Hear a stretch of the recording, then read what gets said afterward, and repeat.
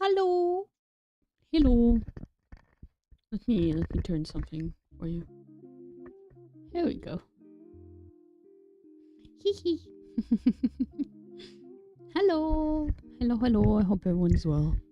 Hello. Hi. Why is chat not working? Hello? Why is chat not working? Chat doko. Bruh. My chat has gone. You guys hate me. That's what it is. Hi. Hello. Hi.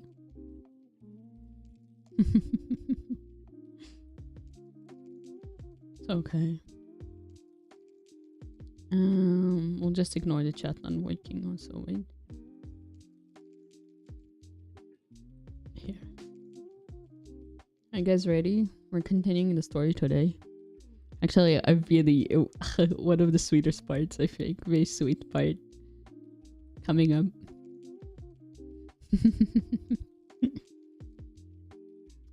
Meow, meow, meow. I'm gonna make and yes. Oh, I don't know what you're gonna make, but have fun. Yes. Wait. Let me check. Okay, it is that. Meow, meow.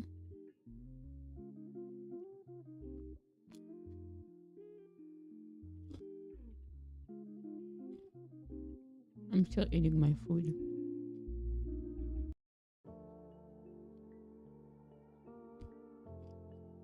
How are you guys today? I'll bitch about mine in a bit. But I'm munching.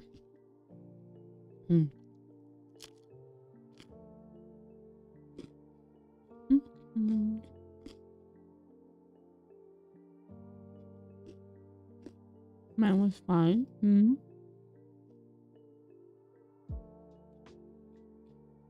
Bro, why am my model moving like that?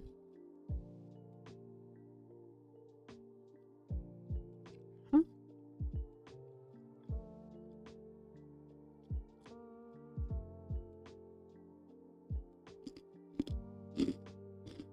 Can you hear the crunch?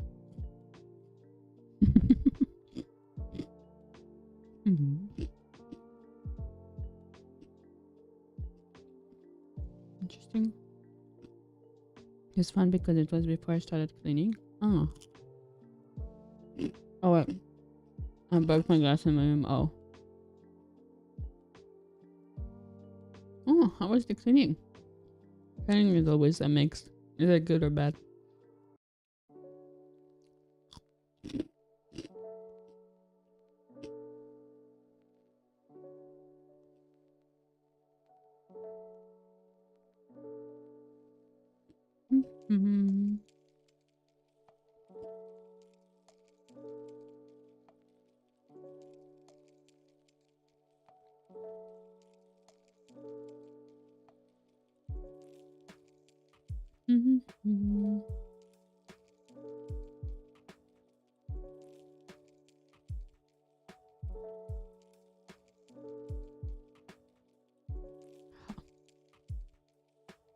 Cleaning was fun. That's good. That's good.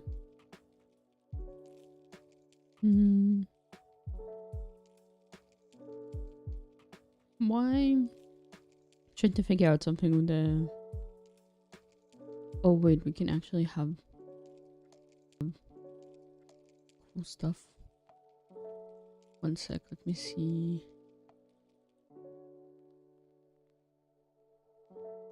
Oh. We can have little weather. I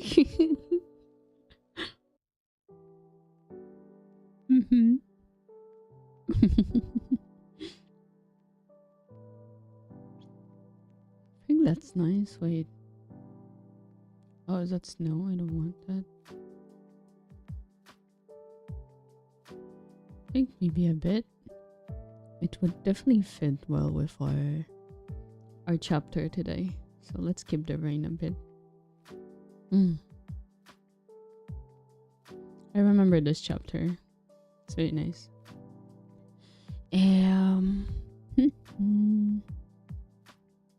Whoa.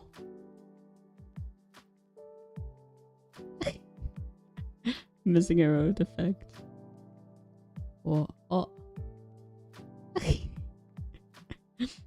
I'm glowy, guys.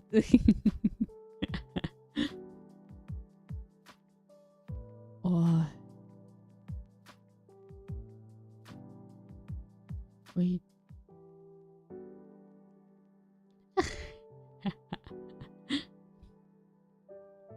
Man, this is fun. I love messing with whatever YouTube Studio has to offer. Always fun. I think this also kind of fits the mood, so I'll keep this one too. Damn, my eyes.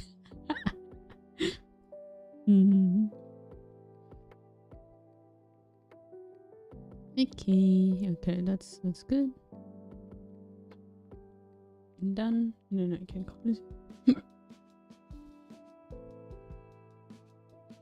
Okay, I think this is fine. What? We're ready. I don't have chat on right now, so we'll be fine without chat. I hope. Maybe actually it's because of this. Because I didn't duplicate this. So it wouldn't make sense. Hello, hi spider.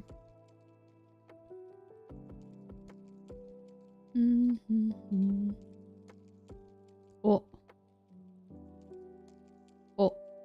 I don't know what happened, but what is this? What does it say? I can't read. It's so tiny on my screen. Oh, I think it just says, yeah, I think it's saying spiders. It's showing us spiders things. Wait, if chat, let me see if I can add it to the shorts. If not, then just shorts will not have it. Browser.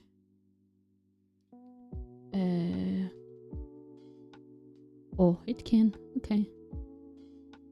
Shorts do get something, I guess. Why is my model fucking bobbing like that though? Whatever. It's fine. We'll manage. Not sure if short of full life. Ah. I don't know. It's whatever is comfortable for you. Okay, YouTube's splitting the chat. Hell, yeah. Yeah, it doesn't show the shorts chat. Okay. Are we ready? You guys ready? Whoa. Just realized that nothing on this scene was logged. That's not good. Okay, wait, let me change one last settings because I don't want to be winking so much. Y'all are gonna get tired of me thinking I'm some weirdo constantly winking.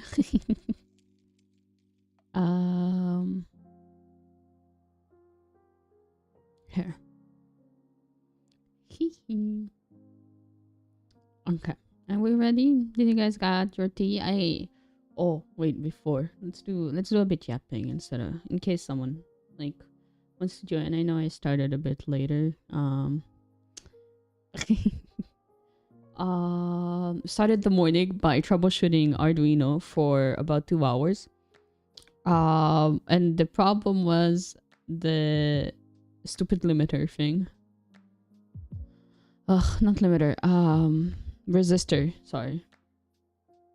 Oh my god. I'm kind of mad because when I was in class, the first time I was using this board, like he's like I build the stuff, I put the code into the Arduino, but nothing happened. So I asked him, the mentor, the teacher, to come over, and he tried to figure it out too, and then he's like, oh, maybe it's your board. And I'm like, oh, like, because I was not happy about it. And then yesterday I tried the other Arduino board, because I have two. I got two very cheap packs, so I have a lot of stuff. And so what happened is I tried the other board with everything else the same, right? And so I decided to switch maybe just the cables, and nothing changed. And then I decided, you know what? Maybe it's that stupid repeater thingy, right? Oh my god, a resistor. I keep forgetting the name. Sorry. And then the thing it's called. And then, oh my god, I got flashbanged. Like, I was trying to test the LED light, right? Because that's the easiest one to plug into. And my god, I got blinded. My god. I was like, no fucking way. No fucking way. All of this troubleshooting, because I've tried, first of all, last lesson, I was completely distracted by it because I was trying to figure it out. And then, it worked so smoothly, man. Like, I can't believe only that thing was just causing so much problem. And the thing is, so I called him to help, and I'm like, he's trying to like bash his hand against it, like trying to understand what's wrong. And then I'm like, oh yeah, I used this. I showed him which fucking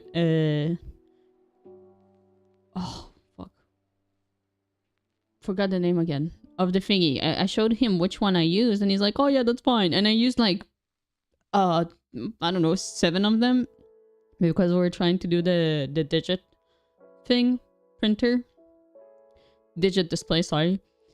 And then he's like, seems fine, bitch, you should know. Like, and I asked him, oh, does it matter which one I use? And then he's like, no, it doesn't matter. And then today another dude got his pack, so he was talking about it. He's like, oh, it doesn't matter which one you use. And I'm like, no, it does matter. And I told him that that's why it's like mine was fucked up last time. And he's like, oh no, that's because you used a bigger one, eh? And I'm like, yeah, you told me it's fine. You told me to use whatever I want. Hello? I asked you to double check.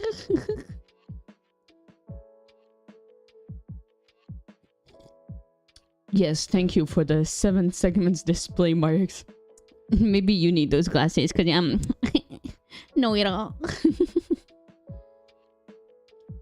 Would have thought that way either way. And then I got there late, and it's funny because I literally got in the middle of class.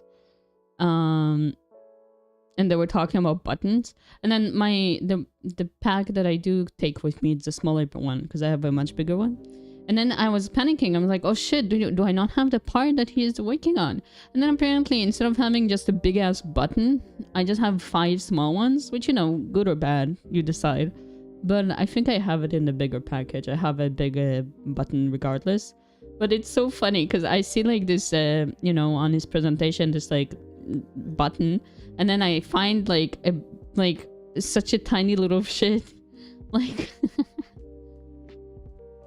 I have my glasses. I mean, like I said, using the... No, I don't have one, first of all. And second of all, it was written. It was written on them. But to my teacher, it didn't matter. And then the rest of the class went fine. We had math. We were starting to get into very anxiety-inducing math problems. Like, and the problem is to, by the way, same teacher, right? He teaches us a lot of subjects. He gave us complicated math question yesterday, and then he solved it today. But the problem is that he solves it so fast. So while I'm trying to like solve things on my end, right, on my paper, he's like doing it with the class, like talking numbers and blah blah blah, and then I get confused. And he does it so fast, and then he's like, "Do you guys understand? You guys understand?" And I understand what you did, but give us time to also solve it ourselves. I guess like today it was no, well, he does have other classes after us, so maybe that's why. But Like, if you're giving time to practice, which today he decided to do for practice instead of moving on with the other subject or topic, give us time to solve it, because he would put down the question and that's it. Like, start solving it immediately. When I learned about those in school, they told us to be careful with the resistors. No, he loves the resistors. He loves them so much. He always tells us to use them. Like, in the 7-digit one, he pretty much wanted us to use around 7 resistors when you could pretty much create a circuit with just one, which is what I prefer. I prefer to just have one resistor at the end. So, but if your teacher did not start with everything is a resistor, then no, he did. It did start. He did tell us he loves using them. He's always reminding us that it's very important to use them. That's not what I'm saying. I'm saying is that he said that it doesn't matter which resistor I picked, and then also proceeded to test my build and not manage to find the problem, which was just this one resistor. Well, not just this one. I used the same type of resistor for all of the build, but he should have known, or at least asked, what resistor did you use? Because he started to like blame it on the board and stuff, instead of, again, realizing what the mistake was. That's what he's there for. And I asked him, as he was checking it out, I told him, hey, this is the one I picked. And he's like, oh, that's fine. Bruh.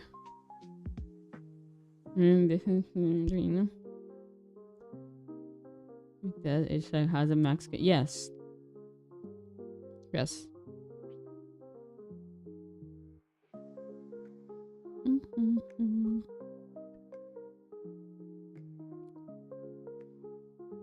Well, difference per Arduino is not... I mean, it's accurate, you know. It depends on what you're telling others to build. But if it's just for you, or like the most basic stuff, it will work. Unless your Arduino is fucked.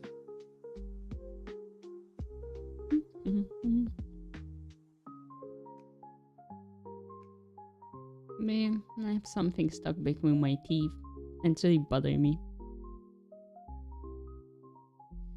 Anyways, are you guys ready to read?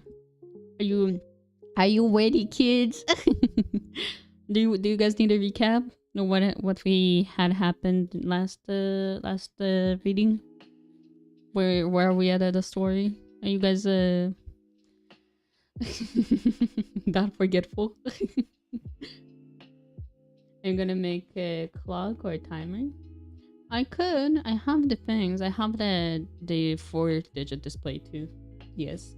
Yes to what? To the recap? Yes to remembering? Yes to what? Yes, it's very vague. So why? Oh, I do think it's... Okay, so it's definitely me adding the... It's too much.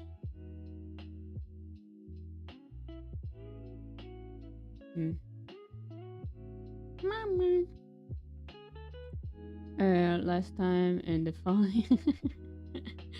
Okay, so last time what happened is that we started the story. We have our characters, Sol and Bill. I'm not gonna recap everything because you can just go and listen, I guess. But yeah, so right now we were about to go to... No, wait, actually we went to town, and Bill, which is the prince, has not slept well, and he has been pretty much hanging on there for the whole trip to town. And there has been a last minute change to the plan, and they've decided to go somewhere. It's somewhere that Sol has decided to invite him pretty much to. The place that he has never been in. And she has never showed him. I think that's a good enough.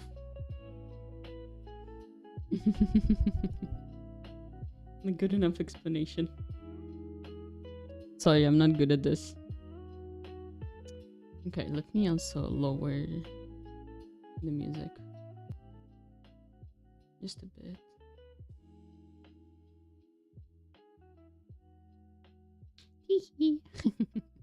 Wait, let me see. Maybe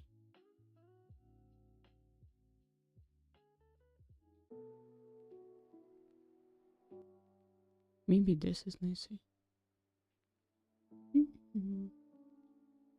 There, it's fine. Yeah, okay. Are we ready? We're starting chapter 5. Okay. Oh my god, I need to get in the mindset, the headspace. I'll also be probably taking breaks to drink some tea. So don't mind those, I guess. I'm actually I'm a bit curious about the chat because why the fuck is it not refreshing now? Okay. I don't know why it's not. It's not. Whatever. You know what? Whatever. It's fine. It's fine. God, don't stress too much. We're having fun. Okay. It's hard for you. It's easy for you to say, I mean. You're not the one reading. Okay.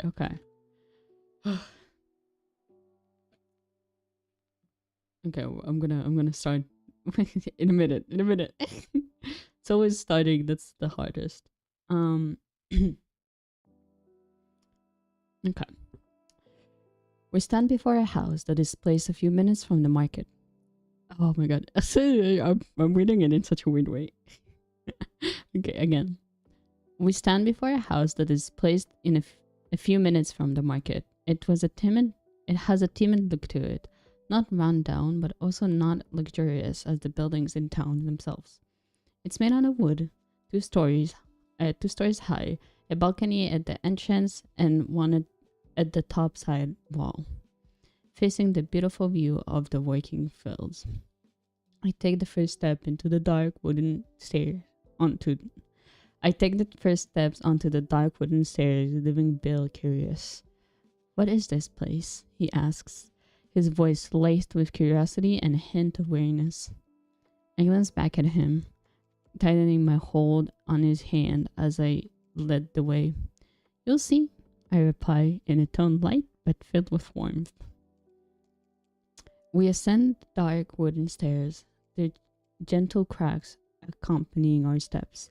Reaching the door, I dig into my pocket, retrieving the familiar key. The lock clicks softly, and as I push the door open, we're met by the glow of a warm light spilling from inside. The scent of wood and fades. Oh, the scent of wood and fades by fate. Oh my god. The scent of wood and faint spices linger in the air, comforting and inviting. A sharp, excited voice breaks in the stillness. Guys, she's here! Sue is here! Before I can react, the sound of small, rushing footsteps fills the house. In seconds, a wave of 7 children comes barreling towards us, their joyous cries echoing through the space. I kneel instinctively.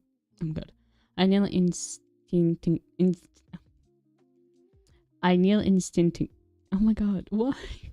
Instinctively. Okay, I kneel instinctively, bracing myself as they engulf me in a group hug. Their laughter bright and infectious. Amid the commotion, a small voice rises above the rest. Who's that? Annie asks, her tiny finger pointing directly at Bill. Bill, still standing by the doorway, blinks in surprise at their attention. I hesitate, unsure of how to explain his presence. But he steps forward, lowering his hood and crouching to meet Annie's gaze. My name's Bill, he says, his voice kind and steady. I'm an acquaintance of Souls from the castle. Annie's eyes widen. Annie's eyes widen, her cheeks turning pink as she takes in his features. Whoa, she whispers, her awe echoed by the other children who suddenly fell silent, transfixed by him.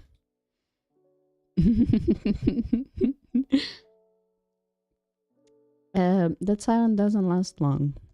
Whoa, Sue, he's so handsome! Leora shouts. Her excitement, oh my god. Her excitement causing me to wince as she practically yells into my ear. Before I can recover, the children swarm Bill, demanding attention. Do what you did to Annie, one cries. And Bill, wait, huh? Hey, wait. I'm confused. Wait.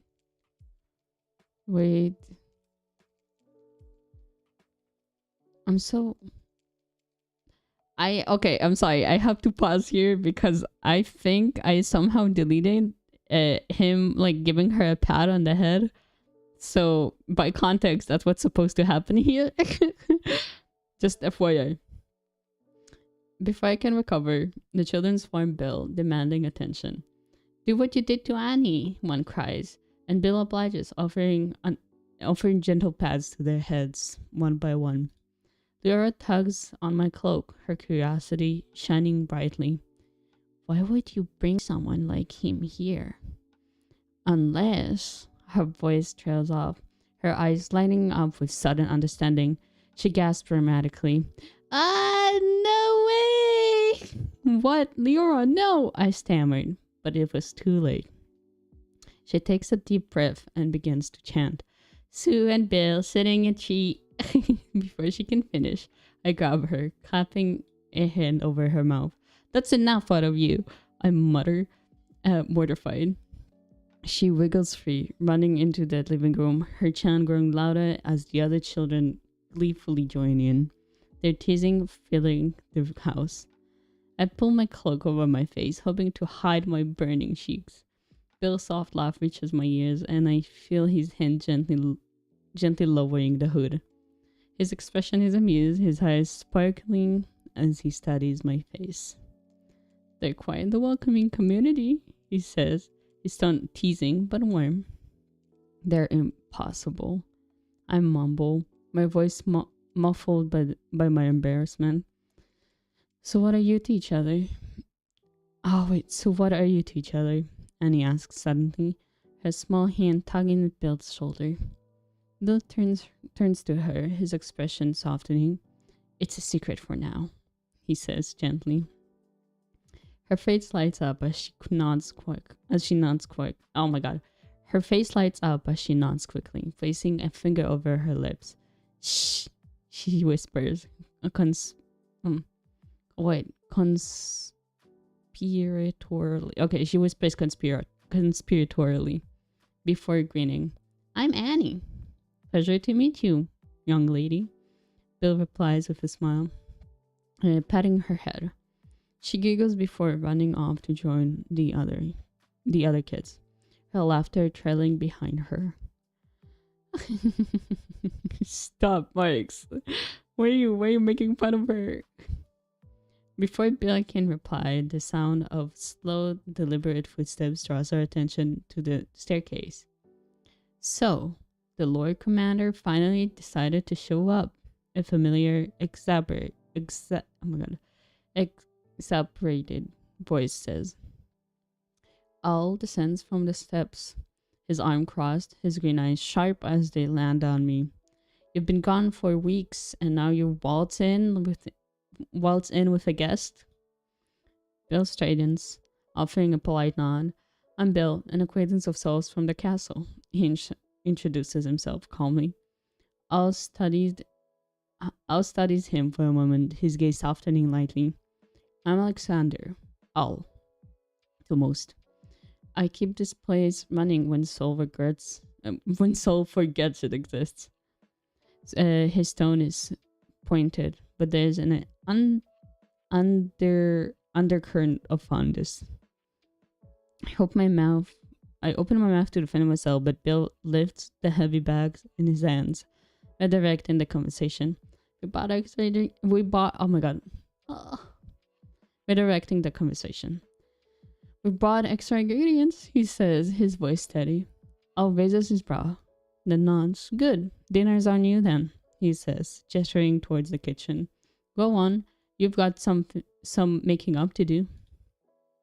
Signing, I take the bags and shuffle towards the kitchen. Al's sharp gaze following me until I'm out of sight. Wait, what? I'm dreading in the store. What do you mean?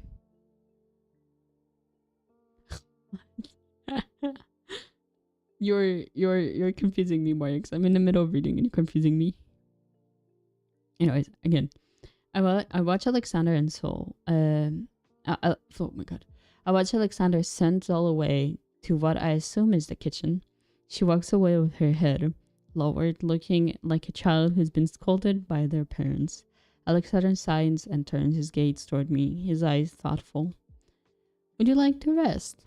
He asks, his gaze lingering on my tired posture and weakness. I try to hide in my eyes.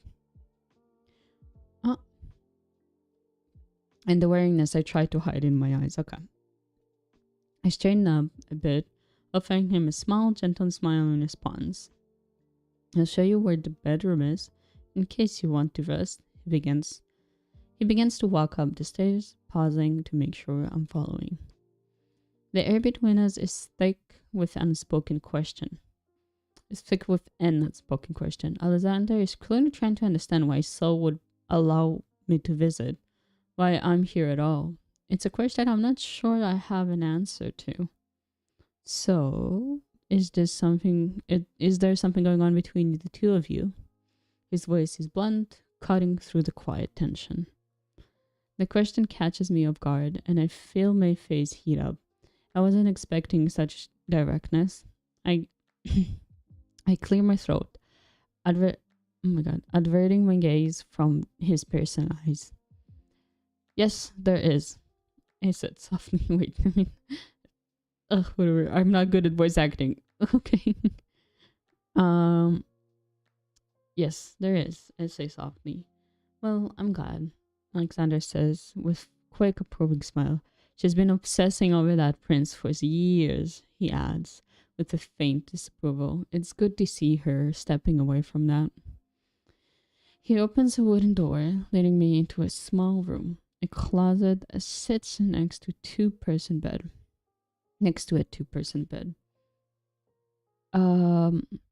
Leaving little space for anything else. There's just enough room between the door and the bed for it to open comfortably. It's not much compared to what you're used to in the castle, Alexander says with a light chuckle, but it should be enough for you to rest, if you'd like. He closes the door behind him and walks down the hall, his voice softening. I do apologize for the mess, he says, picking up scattered toys and plushes from the floor.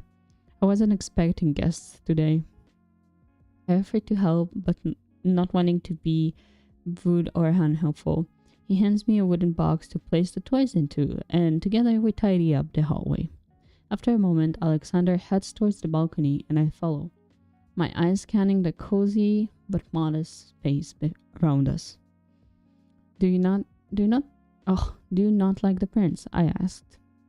Oh my god, sorry. Do you not like the prince? I asked him as we step into the balcony, the cold breeze helping clear my mind for a moment. I don't have any personal problems with him, he says, leaning on the railing, but seeing how much she liked him, I could never get her to stop once she started. A small patronizing laugh escaped him. But she's taking the right step here. It turns his back to the view, looking up at the cloudy gray sky. She will not get hurt, he adds, his gaze full of worry. He truly just wants the best for her. I will do my absolute best to make sure she never hurts. I tried to comfort him, though it seems it only humored him. I hope so. She's a stubborn one, though, so be careful, he says, placing a hand on my shoulder. He sighs. Then stand up and heads back inside. I promise I will never hurt you, I vow to myself, determined to never let her out of my sight again. We passed we passed by what seems to be the kids' room, filled with neatly made single beds. Each bed has a nightstand and a lamp next to it. I noticed a little oh my god. I noticed a little boy sitting on the one closest to the window, gazing out into the great view. Lost in thought, he didn't come to greet Saul. I think lost in deep. Oh, why is it worded like that? I think lost deep in his imagination. Supper is ready. Saul's loud voice echoes through the house. The boy jolts, suddenly snapping out of his reverie. He seems surprised, but his movement becomes much more lively. He turns away from the window and spots me in the doorframe, becoming shy as soon as he noticed me. It's okay, I say with a gentle smile. I promise I'm not going to hurt you. I kneel down, hoping to appear welcoming. He hesitates, clutching the bed frame as if unsure. Doubt still lingers in his eyes. He takes a few more moments to decide if I'm trustworthy and then slowly comes towards me. I noticed his leg is wrapped in bandages, probably from a strain. Would it be okay if I helped you down? I asked as he wobbled towards me. He looks me in the eyes, a mixture of happiness and embarrassment shimmering through. He nods and reaches his arms around my neck, and I gently lift him up. My name is Theron. Man, is that... Oh, wait, let me check.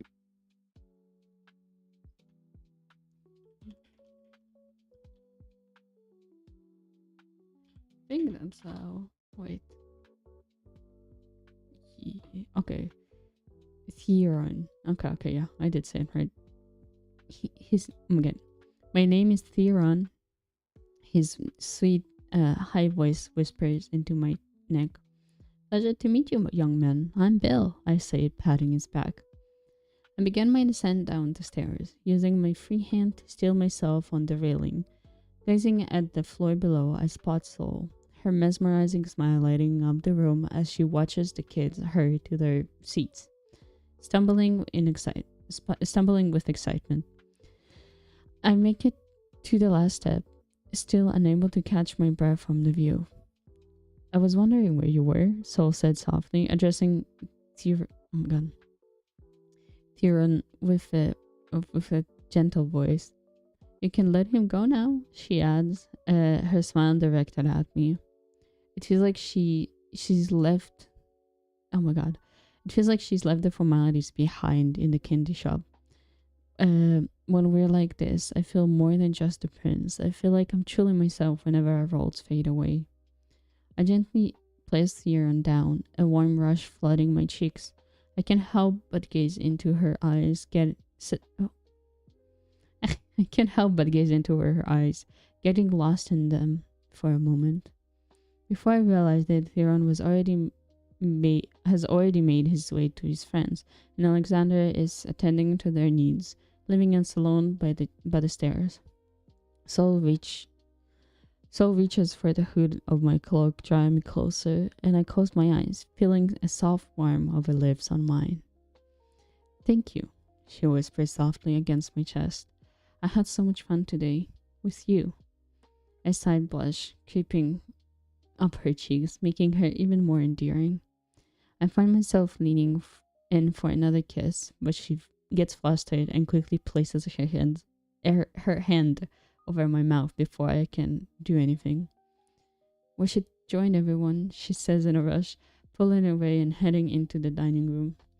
I follow right behind her, a delighted smile I can't seem to hide playing on my lips. I watch as she grabs the freshly made dishes and begins placing them onto the empty plates, those that Alexander hadn't gotten to yet. I can't help but wonder what kind of mother she'll be one day.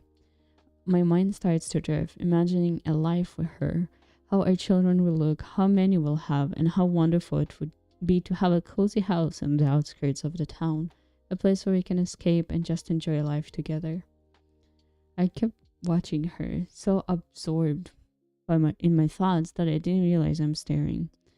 I make my way to the empty seats next to her, and she immediately adds some food to my plate, giving me a welcoming smile. I can't help but hope that smile never disappears. Yeah, it would be nice. It would. Um, I wish I finished my plate a bit later than everyone else, so by my side as the children come by to show their artwork or ask questions, begging for her attention. When I when I got when I get up to grab when I get up to grab my plate, I make my way to the sink, joining the others who are helping clean up. It's not your duty. Saul's voice comes from behind me. I try to ignore her clear message, but oh my god. But she steps in between me and the sink, taking the sponge and the plate from my hands. Stop, she says firmly. I won't let you clean those. Her voice resolute, stubborn. I can't help but grin. So I guess we'll have to work together, I say, standing taller as I grab the dry towel and start drying the plate she just cleaned. She lets me do it without protest, not quite managing to come up with an excuse to get me to stop. You two are fast, Alexander's surprised voice rang out from the door connecting the kitchen to the dining room. He looks pleased. He looks pleased with our teamwork and heads over to the kids who are playing in the large living room. Sol turns off the tab, causing the water to stop, and she looks up at me. Dismissed, she says with a playful smirk. Yes, commander of the guard, I reply, matching her tone. Sorry. She seems taken aback by my response, and I watch her cheeks turn bright shade of pink, unable to hold it in. I let out a soft laugh. She pushes me away, making room for herself to escape to the living room with the rest of the kids. I enter to find a total of 8 kids entertaining themselves. Some are reading books, others are drawing, and a few are playing pretend. With Alexander assisting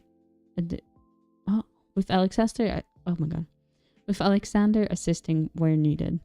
So sits down next to Annie, who is busy with playing with her bunny plush. Mr. Bum Bum would like to get some sweets. Annie points out to her. Oh my god. Oh.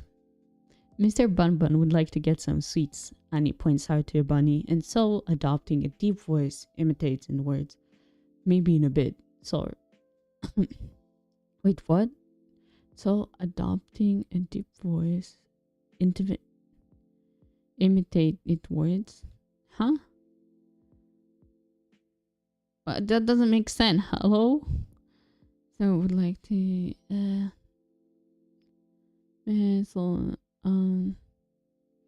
okay, something messed up in there. Something messed up. Something's messed up in there. I don't know. I'll have to, again. Those are the early chapters, bad chapters. They didn't work. Please have mercy. Maybe in a bit, Saul replies gently. I'll need to go get some before the shop closes. The mention of sweets lined up the room, and the kids began eagerly requesting candy. Maybe we can have them now, I said, sitting down next to Sol.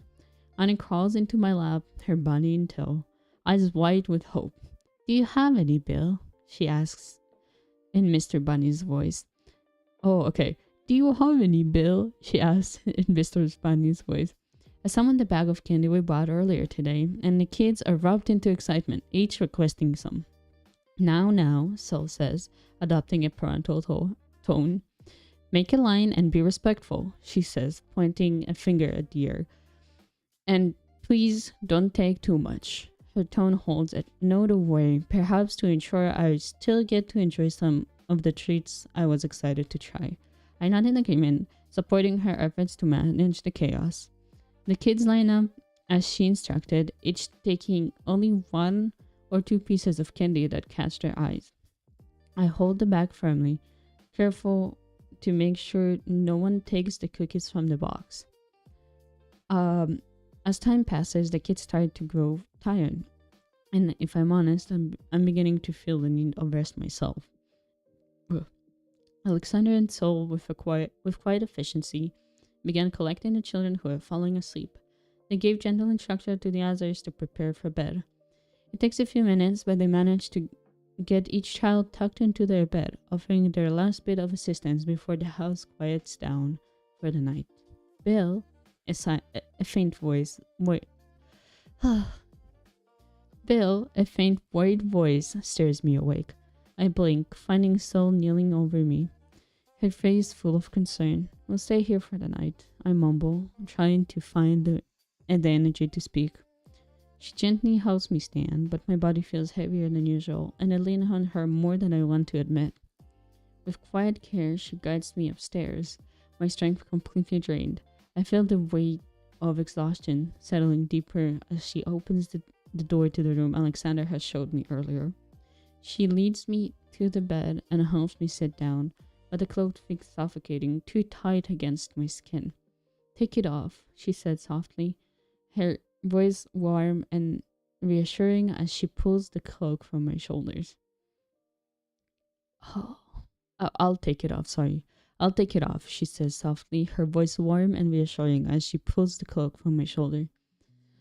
I lean my head against her stomach, doing my best to stay awake just a little longer, but the weight of sleep is too much to fight. "Stay," I manage to whisper when I feel her attempt to move away. She sighs gently, and I close my eyes for the last time, her warmth pressing against my back. I turn in her embrace, pulling her close. I turn in her embrace, pulling her close, and she uses her magic to envelop us, the cool air becoming comforting and still. For the first time in years, I finally get to rest with her safely between my arms, the world fading into peace. Oh, my god. That's the end of the chapter. Oh, reading is hard, man. It's so hard. Need my moisturizing water.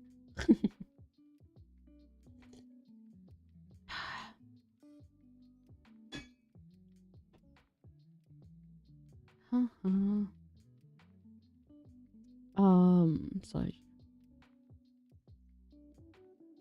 Clapping, my god. Okay, it's okay. You can say I suck at it. I know I do. Cause oh my god, I'm not, again, not a professional voice actor. I'm trying, but I'm it's not easy, okay?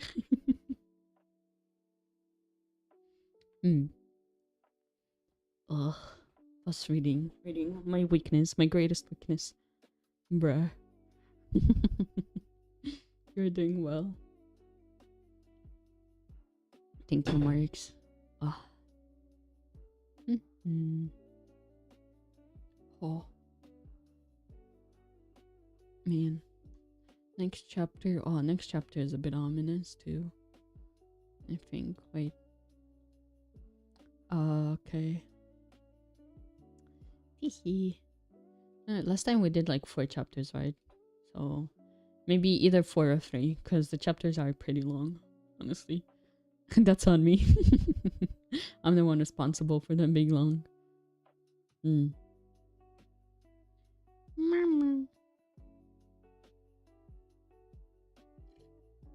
The problem though is that I'm not used to talking this long. So my throat is starting to hurt. I'm trying to just drink as much as I can. Finally, I found who to blame. Man, the first chapters have so many. They're not good, man. I don't remember them being this bad. Damn.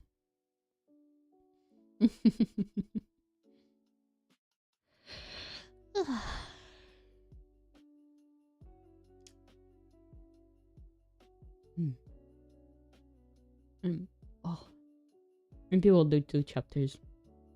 I don't wanna. First of all, I don't wanna ruin my voice. Right? We still have we have art stream tomorrow, and then we have our fun little event. And we oh no, maybe I'll want to get a kid some time to do some assignments. I have assignments I need to at least start doing. And it's not bad, just small writing mistakes.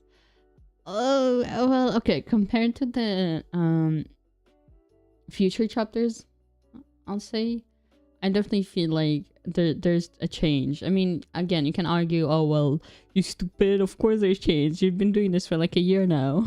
You improved, but yeah, I'm so used to the old style, like current style of chapters. I mean, who knows? Maybe in a year or so, I'll be making fun of the chapters I've written today. Maybe, huh? And knowing myself, that's a possibility.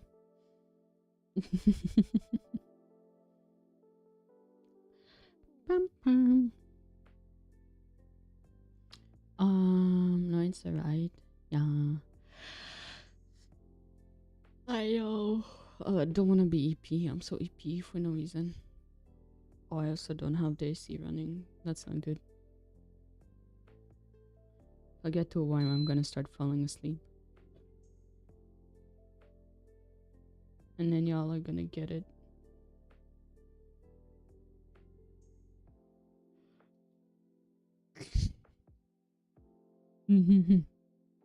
Okay, let's start the other chapter. I think this is when we're slowly starting to get into the academy. Get it? Yeah. Like fists, violence. You're gonna get violence. I'm gonna get violent, and you're gonna get violence.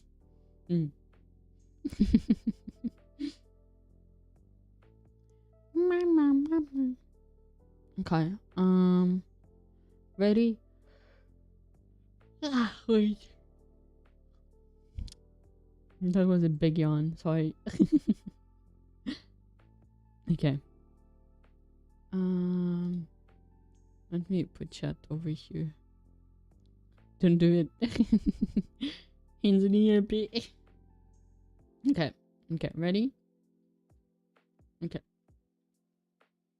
I like to find Soul still nestled in my arms. Her hair, though tousled, remains soft to the touch. I move cautiously, striving to disturb her slumber as little as possible. The dim light filtering through the window indicates that it is likely still dawn. Unable to resist, I shift slightly, drawing her closer to me. She appears so sincere, so serene, so beautiful in its peaceful state. I close my eyes, my thoughts consumed by her. At some point, I found myself awake once more, the light outside now brighter, signaling the first crack of dawn. Soul remains asleep in my arms, her head nestled against my chest. I cannot help but smile as I watch her. Time passes quietly as I observed her calm, untroubled rest, until she stirs, gradually waking. Her eyes met mine, wondering in surprise, and her face flushes with color. In a swift motion, she pulls away, standing beside the beds and bowing respectfully. I beg your pardon, your highness. I should have risen before you, she says, barely getting time to fully awaken. There is no need for apologies. Please return to the warmth of the covers, I say gently, just wanting her to return to bed. Just wanting her to return to the bed, not to her role. She hesitates, looking at the 9 cents beside her. A small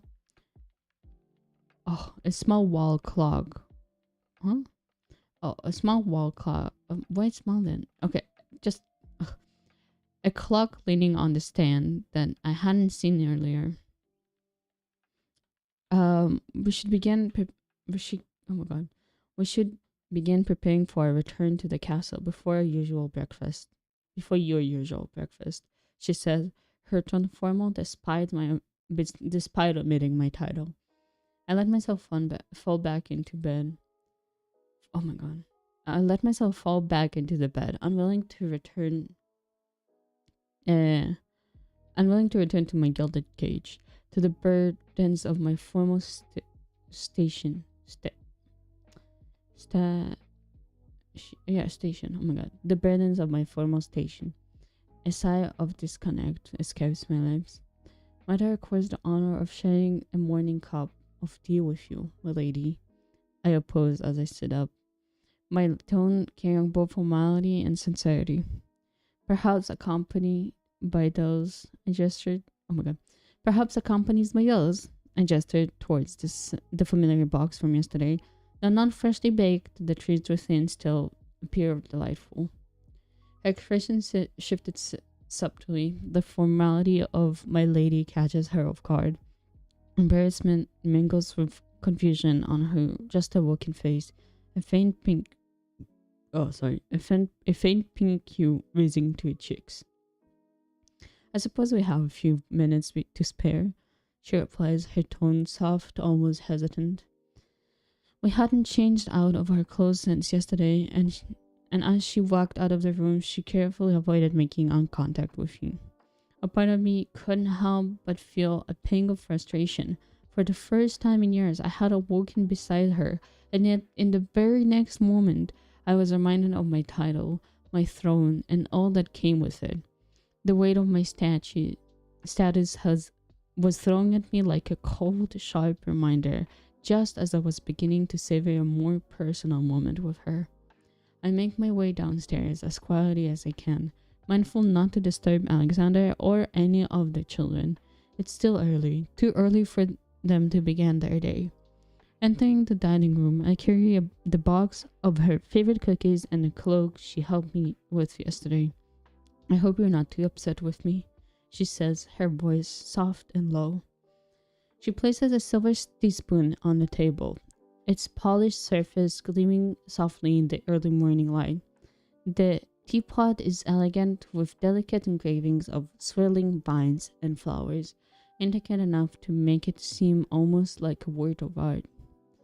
A faint warmth radiates from it, and as she lifts the lid, the rich, earthy aroma of black tea fills the air, mingling with a subtle hint of honey. Oh, reading is difficult.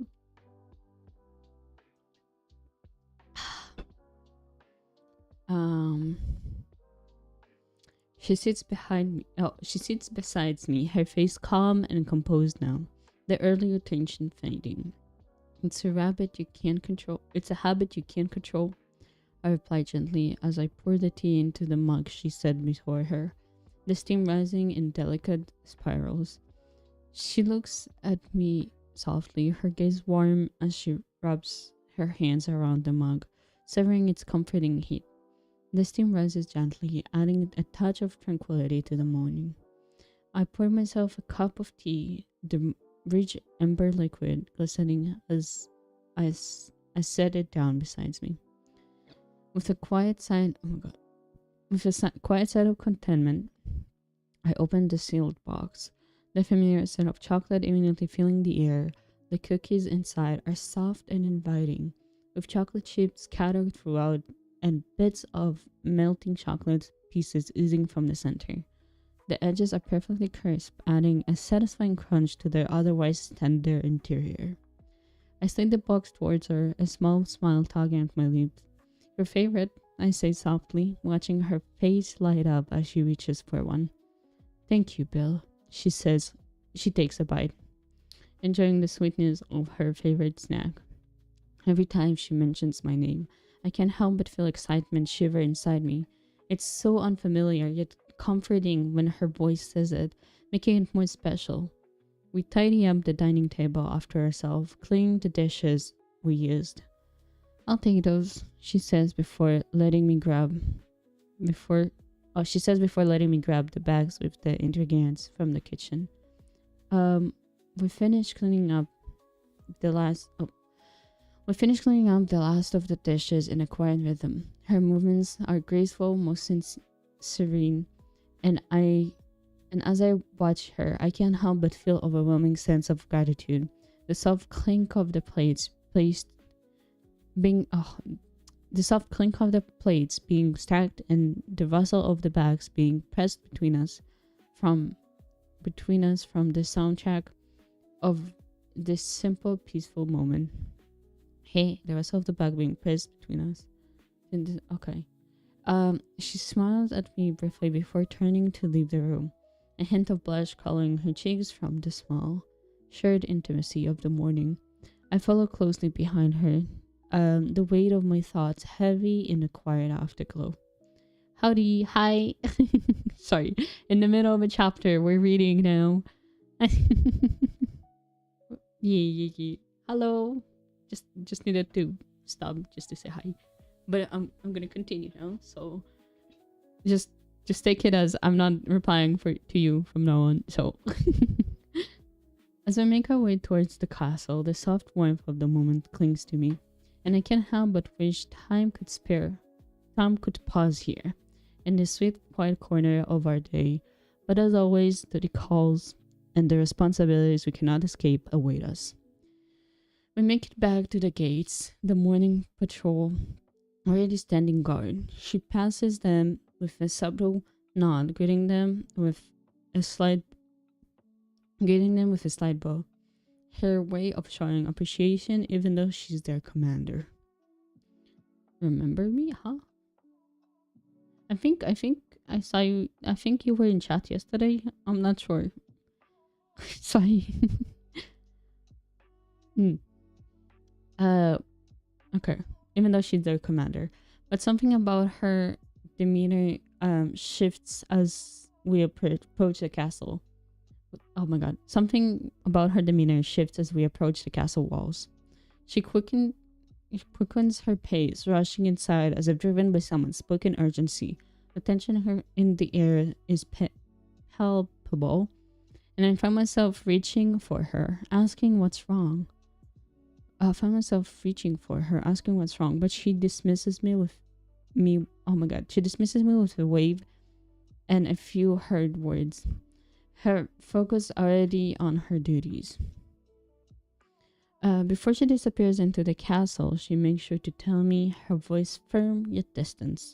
We will not cross paths for the next few days, Your Majesty. She says, her voice firm and cold. I have matters to attend to, and you will not see me. And you will not see me again for some time. The finality of her words landed like a weight on my chest, and in an instant, it felt as though the connection we shared this morning has evaporated. I can't help but think back to the way we had. I can't help but think back to the day we had shared yesterday. The laughter, the stolen moments, the feeling of being able to breathe outside the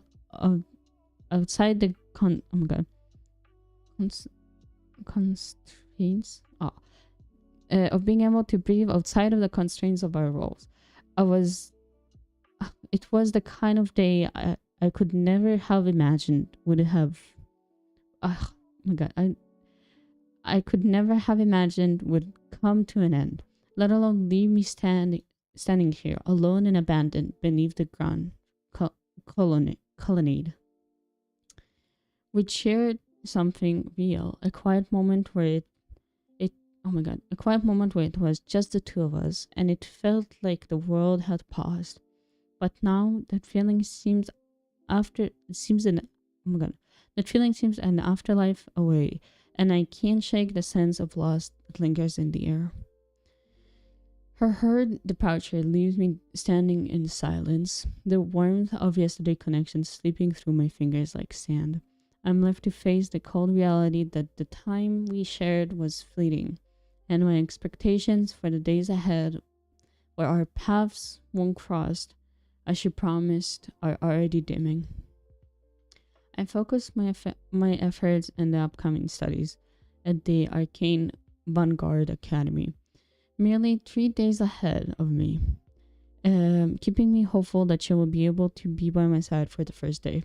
I found myself I found myself chained to my chambers, living only for meals with my father every so often.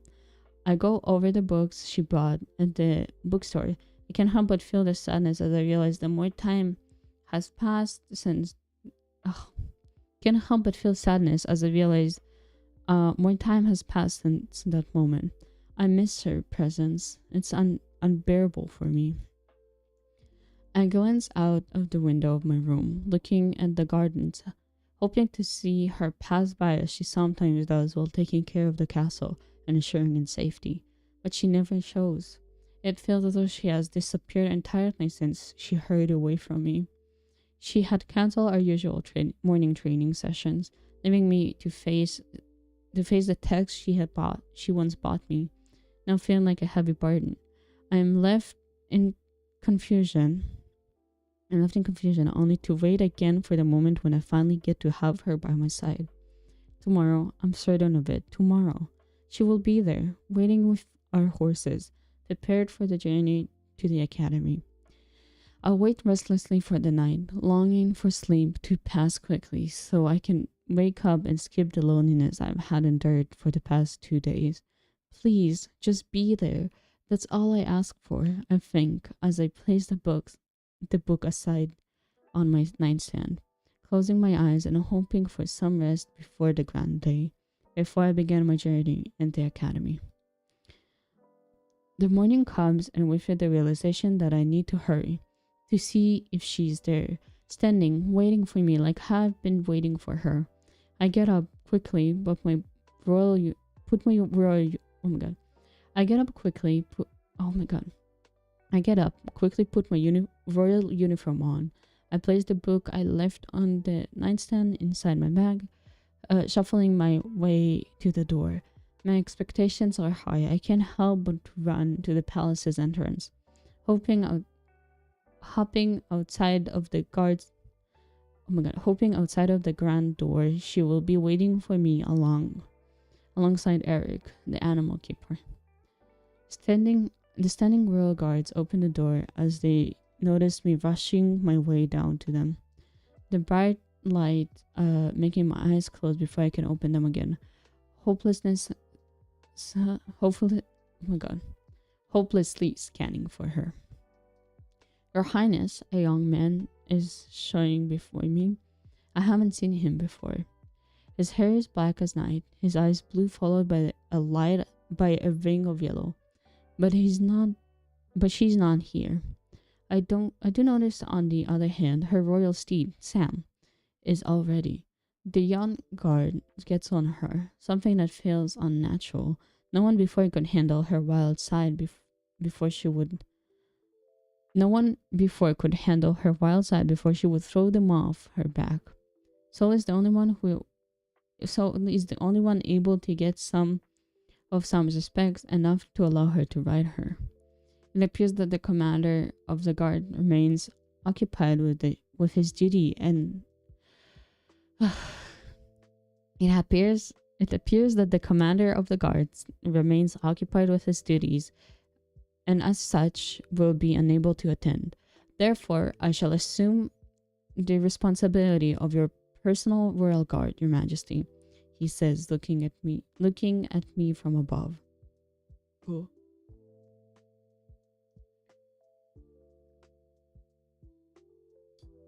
That is not the case. The commander of the guard is, in fact...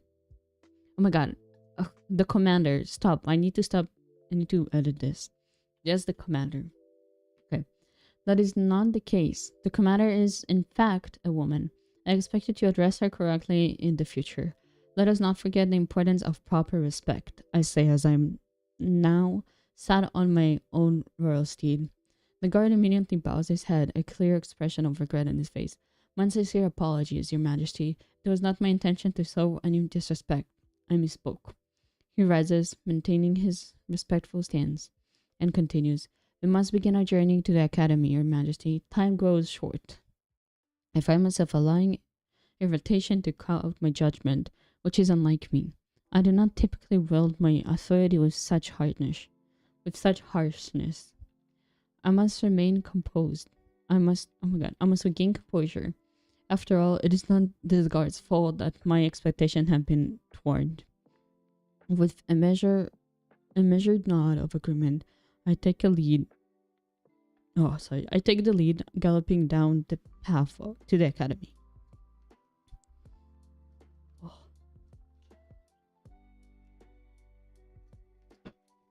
After what felt like, um, after felt like an interminable ride, the guard, oh my god. The grand edifice of the academy came into view, surrounded by a majestic lake, its serene water reflecting the morning sky, while the verdant greenery stretches as far as the eye could see. I slowed my pace, commanding my mount to move at the more measured gait. While the lone guard, ever delightful, adjusted its speed to match mine. If Sol were here, she would have likely scoffed at this display of opulence. The guard words interrupts my thought. I suddenly oh my god. What is happening with my reading ability? The guards wouldn't interrupt my thought. They certainly oh my god, they certainly take great pleasure in flaunting their wealth, he muttered, though his words were still clearly audible to me. With that, my thoughts shifted, now drawn to the various familiar steps and actions unfolding before me. Patterns I recognized but could not yet fully confirm. We passed through the grand metal gates, the academy's symbol and name proudly displays atop of them. Our trusted steeds, now calm, stood still as we dismounted, collecting our bags before us.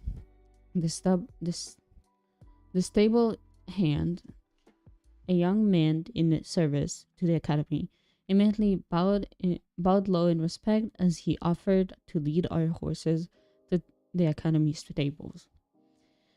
A gathering of royals from various kingdoms stood at the entrance, exchanging glances and murmuring as they sought their respective places in the academy's esteemed ranks. I, however, was not eager to join the throngs of students. Instead, I glanced towards the guard accompanying me. His demeanor, calm and observant, seemed oddly familiar. His actions, his quiet attention to detail, felt as though I had seen them before, yet I had only just met him. A strange feeling settled in my chest, as if there was something more to him than met the eye, something I couldn't quite place. Our esteemed students, welcome, the werewolf's voice rang out, deep and commanding, echoing off the stone walls. He stood tall upon the balcony, his presence imposing as he gazed down at us, his eyes sharp and proud. We are honored, nay, privileged to have such distinguished individuals grace our humble institution, he continued, his words dripping with condescension. As is customary for those of your stature, the Academy has graciously prepared accommodations in our esteemed dormitories to ease the inevitable discomfort of your first week here. With a sweeping gesture towards the building, the werewolf proclaimed, "You are free to explore our grounds today as the first step towards understanding the greatness that awaits you within those walls." The door swung wide, welcoming us into the heart of the academy as he concluded his speech. Oh.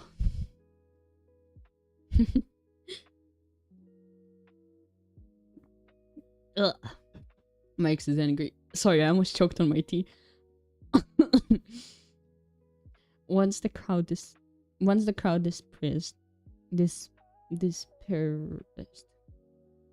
dispersed, I entered the academy, allowing the guard to follow swiftly behind me.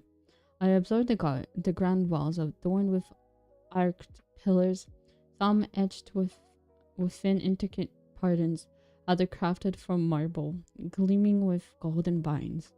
The ceiling the ceiling stretched high above.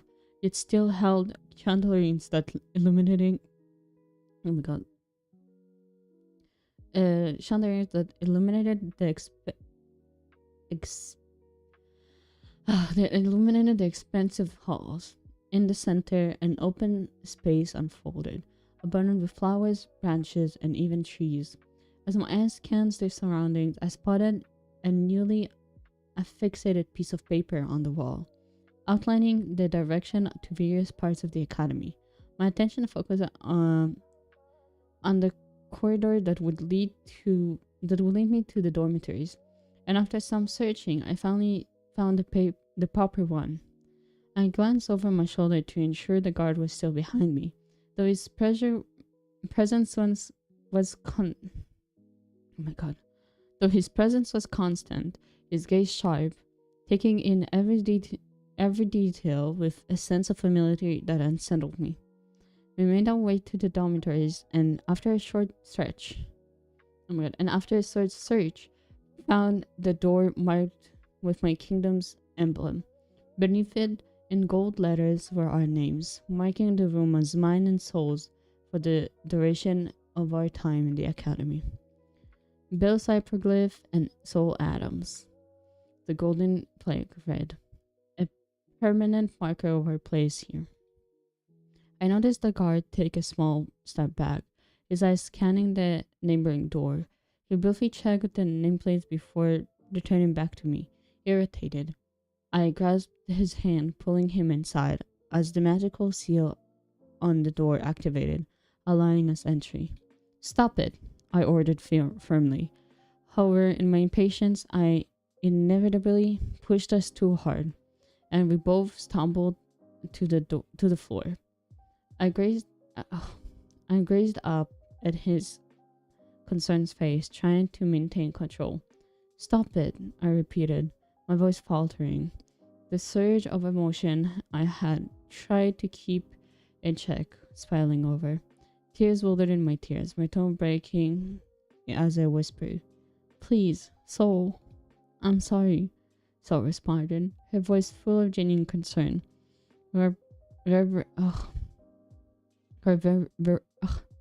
Reverbing through the unfamiliar room I hadn't yet had the chance to fully take in. As I looked up, tears streaming down my face, disbelief washed over me. I had prepared myself to look foolish in front of a newly assigned guard, but instead a wave of relief overwhelmed me. Unable to control myself any longer, I buried my face in her neck, holding her tighter than I ever had before, grateful for her presence, her unwavering steadiness amidst the uncertainty of the unfamiliar place. I slowly regained composure after releasing the pent-up emotions, now sitting on the floor with Soul's hand gently resting on my shoulder. Her expression is laden with guilt and apology. I glanced at her, my gaze unspoken yet clear, silently imploring her to explain what has transpired and why she had assumed a different form. She lowered her gaze, unable to find the words. After several long moments of contemplation, she finally closes her eyes, gathering her thoughts. When she opens them again, she meets my gaze, on the verge of confessing. And that's it. That's chapter 6.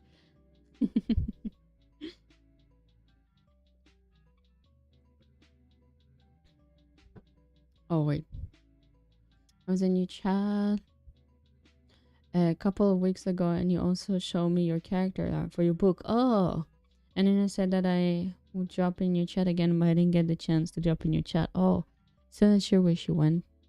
Oh, how many chapters do you have written so far? Let's check. One sec. Let me open the current document with the new chapters.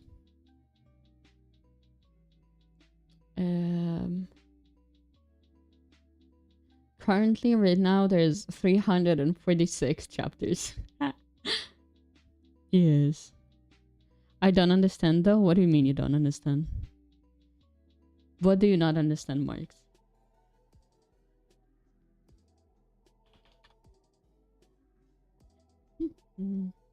How are there no hot-headed princesses? What do you mean no hot-headed princess? Princess? Huh? Hot-headed princess? This word is confusing now. Princess says prince plural plural prince. That is the word. Hot-headed gets angry and say, how are there no hot-headed princes? Yeah, there are. You just don't get to see them. There's a lot of characters that I don't really talk of. Because then I'll just keep getting sidetracked. So I think you'll meet some eventually. Like my and with this guy being so condescending and no one punches him. Who is being condescending? Jackson? Are you talking about Jackson? About the werewolf? Is that who you're talking about? Yes.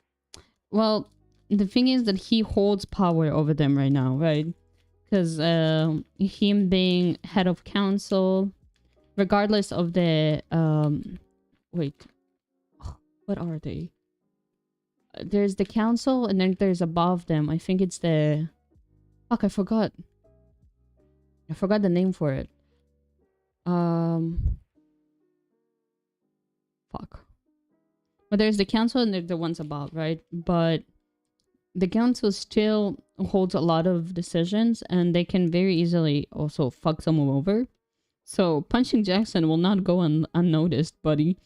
Like, you can suddenly find yourself intentionally, like, be put on the spot until you fail. I mean, they have a kingdom behind them. Yeah. But... okay. So, even if you are coming from a kingdom, right? Royalty and such. Yeah, you have... in most, like, culturally, right? If you're sending your child there, then of course you want your child to be extremely well behaved and blah blah blah. And being hot-headed will first of all not be good reputation, right? Because that will just show that you can't control your feelings. And as well that if you're going to fail and then again be like, no, they're the problem and stuff like that, but then the academy pulls out the move of, well, you couldn't answer those questions, blah blah blah, and then you know, they do it in a tricky way, right? For example, someone pisses him off, so suddenly he requested that all the teachers would only pay attention to them until like they're gonna start questioning specific things that maybe were mentioned once and never talked of, or like mentioned once and would be explored much later in the studies, again to make them look like this dumb one, like they have chosen to leave out of failure and not out of the fact that they were just I guess abused pretty much.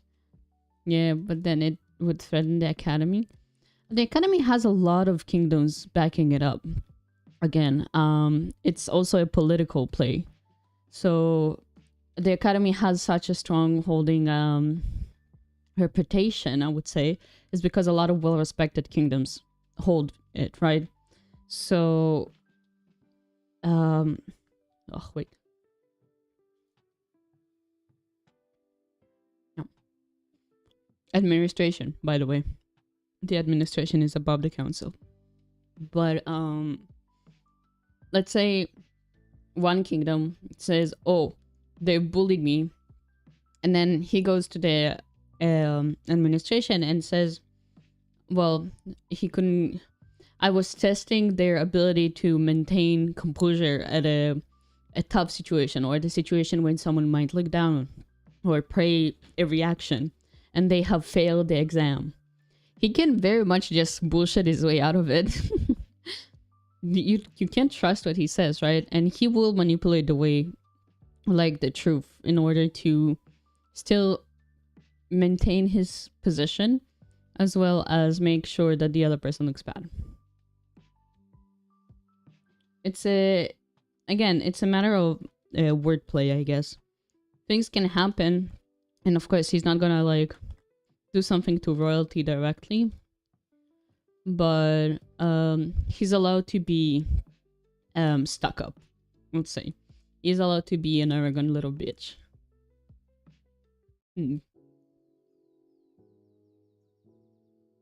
Okay, yeah.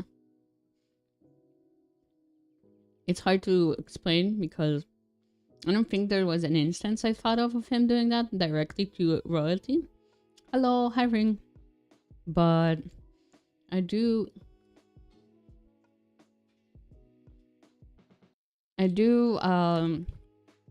very bluntly paid him as this arrogant little cunt.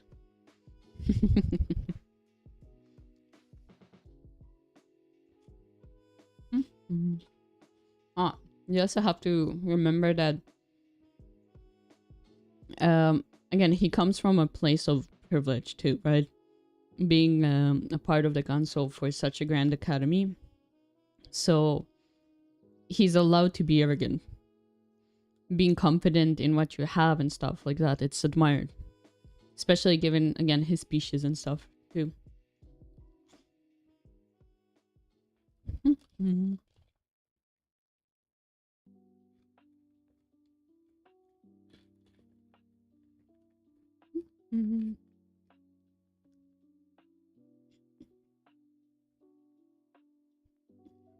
On the server.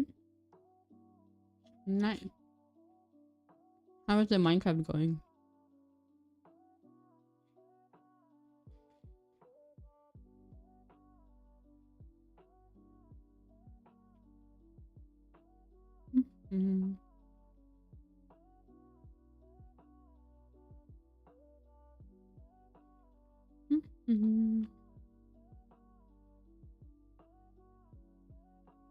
Wait,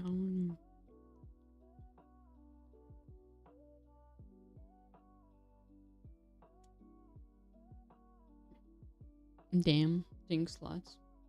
My head hurts. Oh, did you take medicine for it?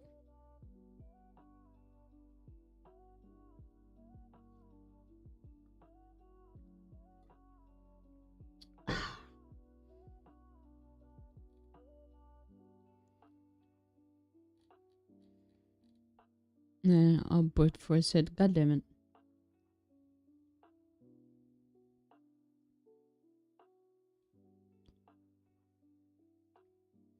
Why are you doing that to yourself, Ring?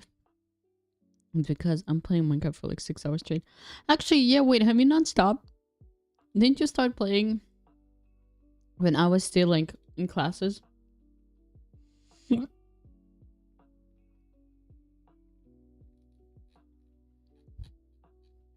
But I have a little question, but it's a spoiler. I didn't stop, damn. Okay, you can send it in DMs, Marks. Send it into DMs. I'll see. I'll ask. Or I'll just answer you in DMs.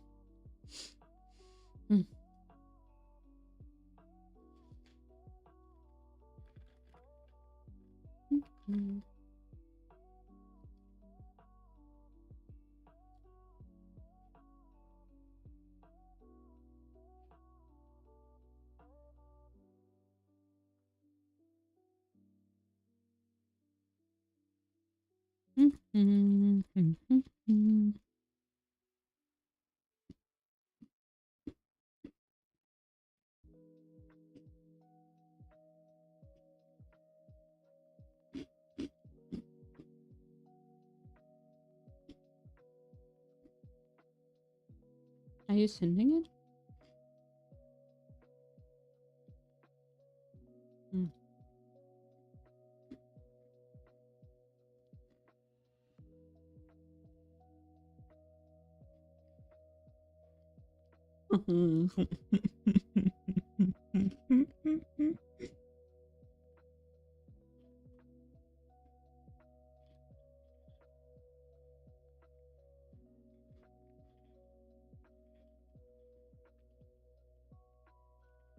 Mm-hmm.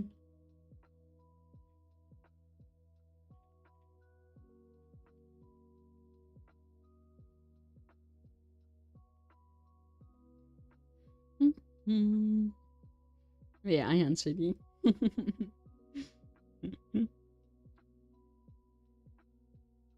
I love that little little thing. I mean, it's nice you noticed, I guess.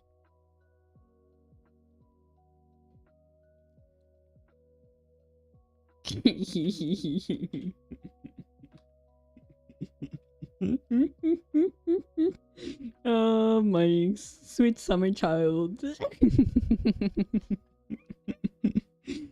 Oh, you poor little thing.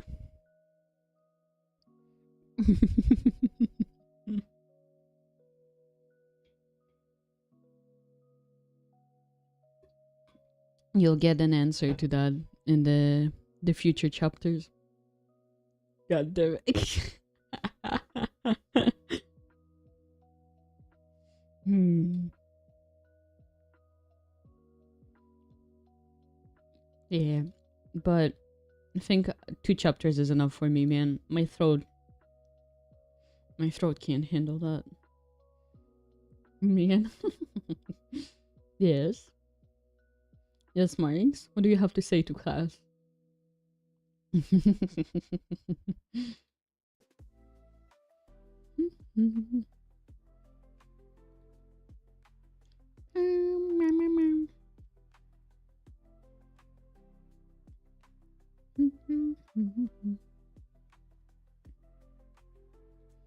Oh, it was a short stream. I mean, honestly, almost 2 hours. Almost. We've done 1 hour of reading, technically. Let's say 120 minutes.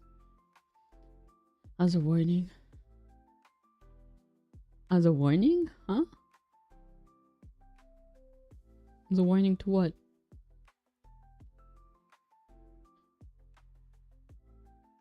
Hey?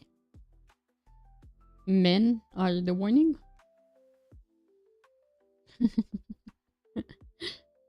It got filtered? Oh, wait, maybe. Oh, wait, actually, okay. Yeah, it did. Me putting some Sylvie Kadorim next to Jackson's. Hmm.